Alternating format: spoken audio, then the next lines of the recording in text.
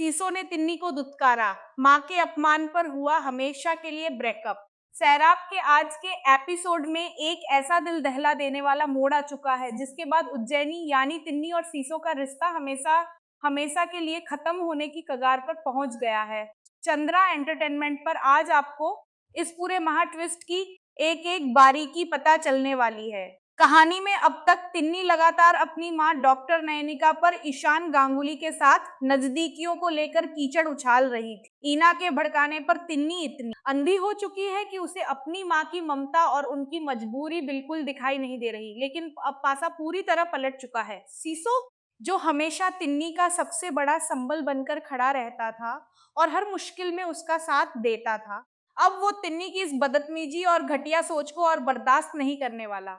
आने वाले ट्रैक में सीसो के सामने डॉक्टर नयनिका की उस जानलेवा बीमारी यानी कैंसर का पूरा सच आने वाला है, जिसे डॉक्टर नयनिका ने अपनी बेटी तिन्नी और कोलकाता वाले ससुराल से छुपा कर रखा है। जब सीसो को पता चलेगा कि डॉक्टर नयनिका मुंबई में ईशान के घर किसी ऐशो आराम या अफेयर के लिए नहीं, बल्कि अपनी जिंदगी और मौत की जंग लड़ने आई हैं, तो सीसो के पैरों तले जमीन खिसक जाएगी। उसे एहसास होगा कि ईशान गांगुली कोई विलेन नहीं, बल्कि इस मुश्किल वक्त में डॉक्टर नयनिका का सबसे बड़ा सहारा बनकर खड़ा है। इसके बाद जब तिन्नी एक बार फिर अपनी मां के चरित्र पर उंगली उठाएगी और उन्हें बुरा भला कहेगी, तब सीसो का गुस्सा सातवें आसमान पर पहुंच जाएगा। सीसो सरेआम तिन्नी को उसकी औकात याद दिलाएगा। वो साफ शब्दों में कहेगा कि जो लड़की अपनी उस्मा की इज्जत नहीं कर सकती, जिसने उसे पाल पोस कर बड़ा किया, वो किसी और के प्यार के काबिल हो ही नहीं सकती। सीसो तिन्नी को खरी खोटी सुनाते हुए कहेगा कि उसकी सोच इतनी छोटी हो चुकी है कि उसे अपनी माँ के आंसू भी झूठे लगते हैं।